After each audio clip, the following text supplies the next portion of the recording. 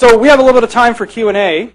If anyone has any questions, remember, if you do have a question, we need to wait for the microphone to come. To the Mormons in the audience, this is kind of like a testimony meeting. So we have our deacon here who will bring you the microphone. To those who aren't Mormon, I can explain that joke later. Okay, if I may ask a question. On the first slide you show 98% of Mormons believe non-Mormons can go to heaven. Yes. Is that correct?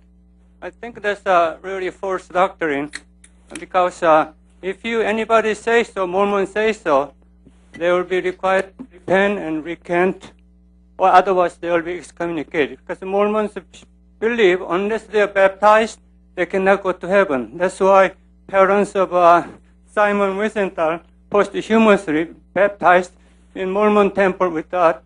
Right. So, to the Mormons to go to heaven, as I understand, you have a baptized, you have to have a Melchizedek priesthood, marriage in temple, and so many steps. Unless you fill all the steps, you cannot go to heaven. It depends on what kind of heaven you're talking about. But that's not church doctrine. And if anybody says so, it's apostasy, they get excommunicated. Your response. Well, let me begin by answering that question by saying the following. I am not a spokesman for the LDS Church. So I am LDS, and I'm happy to talk about my understanding of LDS beliefs. But I'm not a spokesman for the church, and I'm actually not an evangelist, missionary, or anything like that for the church. Actually, nor am I an evangelist for the Mitt Romney campaign, as a matter of fact. But let me answer your question.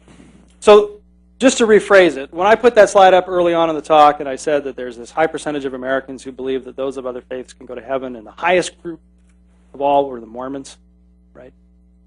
Some might say, well, that's not really a fair question to ask Mormons, because to Mormon ears, that's a different question than it is to most every other religion, because Mormons have this unique belief that those who have died and who were not baptized into the LDS faith can have others baptized in their name. You might think of it as a posthumous baptism. And that there's been some controversy about that recently, that the church has had to face victims of the Holocaust have had their, they've been baptized by proxy or through this posthumous practice. And so maybe for Mormons, that's a different question. And it's even more complicated because the Mormons have a very complex view of heaven. There's not one heaven and one hell. There are multiple levels of heaven. So maybe when you ask people, you believe that a good person out of their faith can go to heaven, they're thinking, well, yeah, they can sort of go to the lower level, but not. And, you know, we don't know what's inside people's heads when they answer these questions. We don't know. It's interesting that Mormons, they're a little higher than everybody else, but they're not a lot higher, which suggests that maybe they're not so distinctive on this. But let's take, just as a matter of argument, that you're right. For this question, the Mormon response is different than it is for everyone else. The Mormons have this unique belief. When you say that someone not of our faith can go to heaven, what that really means is, well, they can go to heaven if they're baptized posthumously by a Mormon. Okay? I would suggest to you that even if that is true, and that's what's inside a Mormon's head when they answer that question, that still actually says something important about the way Mormons view people of other faiths. Because it means that if Mormons understand their own doctrine correctly, it means that when they look out at the world, they should be looking at people not who are different than them, but who actually are their brother and sister and are destined for the same place, right? They just have to work a little to get them there. And my evidence for why I think that is actually a plausible interpretation of this is that I mentioned all this data on how people perceive other religious groups. Well, I showed you how everybody else feels about Mormons, you know, way down in the cellar. You know how Mormons feel about everybody else? They love everybody else. They love the Jews, and they love the Muslims, and they love the Buddhists, and they love the Catholics, which suggests that maybe there is some of this. Yeah. Now, so the other things you mentioned as to, you know, whether or not if people fall away from the church, would they be excommunicated? You know, again, I'll let a church spokesperson speak about that in more detail. I will say that actually people being cut off from the LDS church is a fairly rare occurrence. Actually, it's quite a rare occurrence, which is why you have prominent Mormons or people who have sort of a nominal affiliation with Mormonism who clearly are not practicing, but nonetheless are still on the rolls of the church. It takes a lot in order to be cut off, not a little. Go ahead.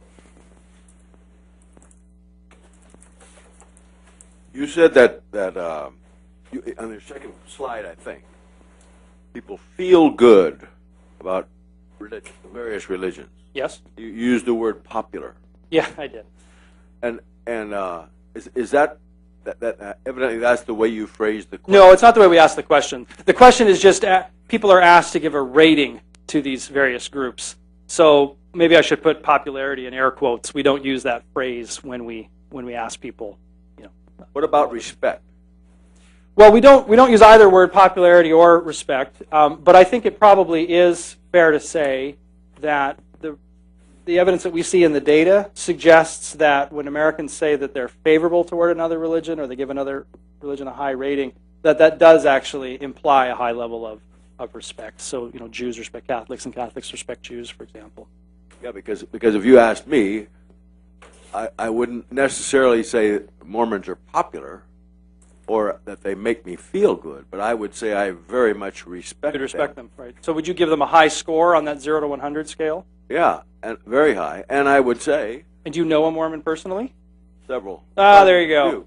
Thank you very much, folks. I mean, but in passing, I mean, never to sit down and discuss religion. And I've been to Salt Lake City, but I like you said, it's a strange world if you're not acquainted. And I've read some of their pamphlets and this and this and this. It's fine. It's fine. Well, non-Catholics have a hard time with Catholicism. Right, and the point that I'm trying to make is that in 1960 there were a lot of Americans who had never had any personal exposure to Catholics. It was a very different world. I mean, Catholics went to different schools, they lived in different neighborhoods, and many Protestants just didn't simply know a Catholic. And that changed. Right now we have all these Catholic Aunt Susans that we didn't have then. And what you're describing is a similar story about your personal experience with Mormons today. Maybe you don't have a Mormon Aunt Susan, but at least you have had exposure to Mormonism. Well, as a Mormon, would you answer this question? In your heart, your values, how you would act, you wouldn't run to the bishop and ask him. I agree with that if you're in political office. Mm-hmm. However, what you really believe in, let us say it's about abortion or it's about same-sex marriage or that sort of stuff. Mm-hmm. You wouldn't give it up to be popular, I don't think. I see what you're saying, and I think that's a fair comment to make, that I would hope, collectively as a society, wouldn't expect our politicians or really anyone else to have to disavow any of their religious beliefs because they were running for public office or otherwise in the public light. Although it is interesting to note that in the case of Mormonism, there actually are far fewer specific statements ever made by church leaders that could really be construed as direction to any politician in office. The LDS Church really does make a policy of staying out of politics, and I can show you, I didn't in this talk, lots of evidence that really does work out on the ground, that you never hear politics discussed in Mormon congregations, for example. It's just a very rare thing. When it does happen, and you all live in the state of California, so you saw this in 2008, the LDS Church did get involved on the Proposition 8 campaign, and so when it does, it can really ignite a lot of enthusiasm on the part of individual Mormons, because there's a lot there that they can draw on to mobilize politically. But that's a very rare event.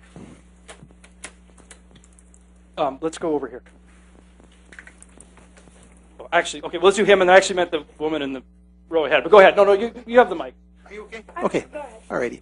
Okay, I just want to ask about the survey. You asked a lot of very personal questions, really sensitive questions.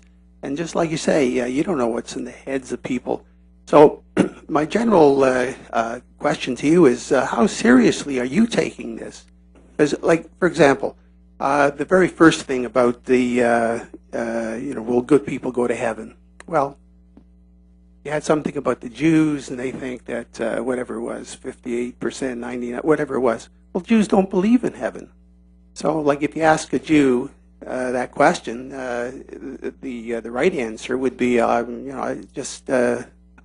see what I'm saying? Right. Like, so you're asking stuff about, like, if you asked me about my sexual practices, well, which I'm not going to do, by the way. Yeah. Well, if I was going to answer, chances are I wouldn't answer truthfully, because I don't want to be up here. You get my point. So in giving a talk, I have to make a lot of shortcuts. I didn't give you the phrasing of every question that we asked in the survey. In the case of the who goes to heaven question, we actually added goes to heaven or attain salvation. And if it were the case that, say, your typical Jewish respondent just didn't feel like that question applied to them, they could have just said pass. I don't want to answer that. But it turns out that very few, or basically none of them, did. And I should mention my co-author is actually Jewish, and he was certainly fine with the question. So I take that to mean that this is a question that, even though it might not exactly map onto, in this case, Jewish beliefs, that Jews sort of get what we're asking. And that's true for a lot of these questions. It's very difficult to actually ask questions about religion of people of different religious backgrounds because you have to come up with language that translates across. Now, you're concerned, as actually were we when we put the survey together, that nobody's going to tell us the truth about religion, or people maybe won't even want to talk about religion. We were really worried that our response rate would be really low, especially my co-author who lives in Cambridge, Massachusetts, where there's like 3 people who go to church. But it turns out that wasn't the case at all. In fact, when we met with the company that did the surveys for us, and we explained we're going to do this big survey and it's going to be on religion, and we mentioned to them, well, we're very concerned about the response rate, whether people will agree to be interviewed. They said, oh, don't worry, it's not going to be a problem. We do 90-minute surveys on mutual funds. That's a problem. And it turned out they were right. The response rate that we have on our survey was actually very high by the standards of modern polling. And the reason is that most Americans, this may come as a shock in Southern California, but I assure you it would not be shocking to an audience in South Bend, Indiana.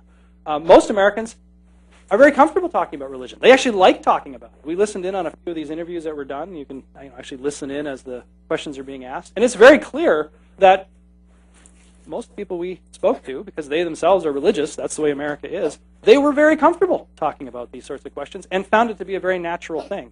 So I'll just sort of put that out there as sort of my counter to why I do take these results seriously. I don't want to take everything with a grain of salt. I don't necessarily believe that, say, everyone who says they go to church every week is actually in church every week, but at least they want us to think they're in church every week, and that's probably worth it. Now, we had another question here. As an academic of political theology or interplay between religion and politics, I'm sure you could give us a lovely Cliff Notes version of how you said in Kennedy's campaign that obviously religion was not as big of an issue in politics, but we've been seeing an increased involvement of religion in politics as a specific campaign issue, or creating division within political parties and within our congressional bodies. Do you see any chance of that reaching a breaking point because of the ineffectiveness at this point of people to work together across party lines because of religious associations with ideologies, political ideologies? You don't realize this, maybe. Some of you are going to think I planted this question in the audience, but this is right over the plate. I'm about to hit a home run here. About to write a book about it. Well, no, but it's actually in the book. Remember I showed you that starting in the late 1980s, early 1990s, we began to see this dramatic increase in the connection between how frequently you attend church and whether or not you identify as a Republican? Okay.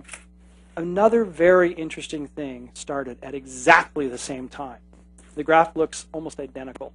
It was at exactly that point in time that we began to see a rapid acceleration in the percentage of Americans who, when asked, what is your religion, answer, none. We call them the nuns. Now, gotta be careful. I don't mean the N-U-N kind of none. I mean N-O-N-E kind of none. So we went from a period where, for as long as we had data, going back decades, roughly 5 to 7% of the American population said they had no religion. And then beginning in the late 1980s, we began to see this acceleration until now it's about 18%. I mean, it's almost 1 in 5 Americans today, when asked, say they have no religion. Among young people, I mean, under millennials, those under 30, it's more like 30% say they have no religion. That's a stunning change. And why is that? Can't be a generational story where the next generation is a little less religious than their parents' generation, because generational change doesn't happen quickly. It happens slowly.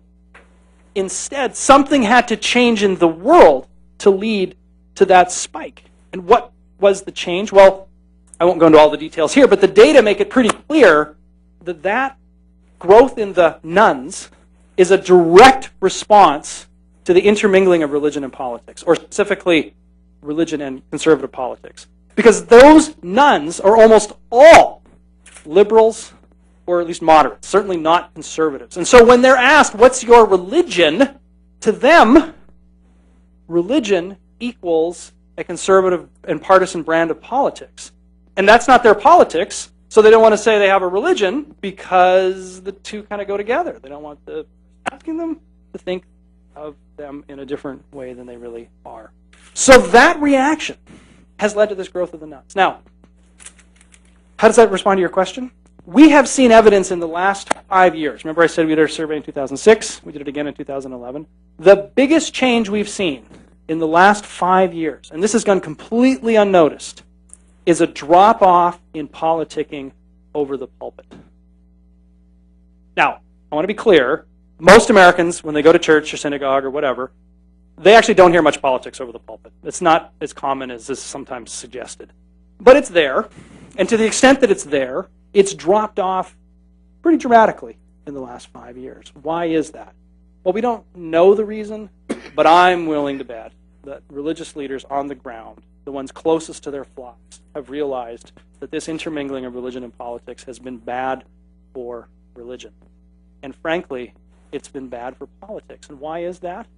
I am not for a second going to advocate that religious people ought to sit on their hands and not speak out in the public square. They ought to. But in the past, when that's happened, it has not been wrapped up in a partisan label.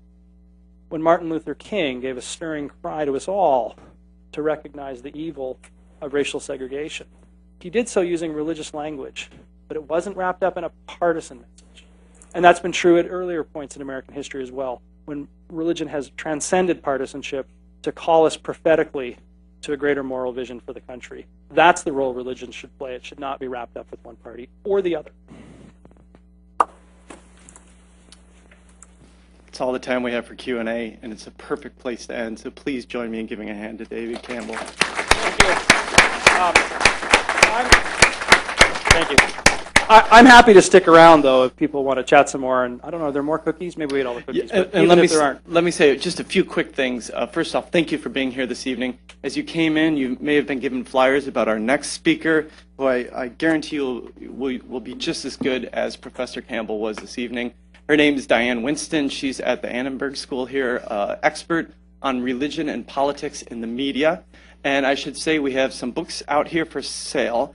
And I shouldn't plug somebody else's book, but the book from Robert Putnam and David Campbell is terrific. Now, this is very important if you've been out of college for a while. Don't be scared off by its size. It's quite big, but it's wonderfully readable, and I can guarantee you, as a social scientist, that it's really shaping the conversation and how social scientists see religion. So thank you for being here. You can always check out our website, and I've just learned today we have a Twitter account, so we're there. And next year, shall we say Mardi Gras, you're going to give one of two talks, and we're just not sure which it's going to be yet. We'll see what happens this November. So thanks again for being here, and thanks to David. And one more thing, come the fall, go Irish! God.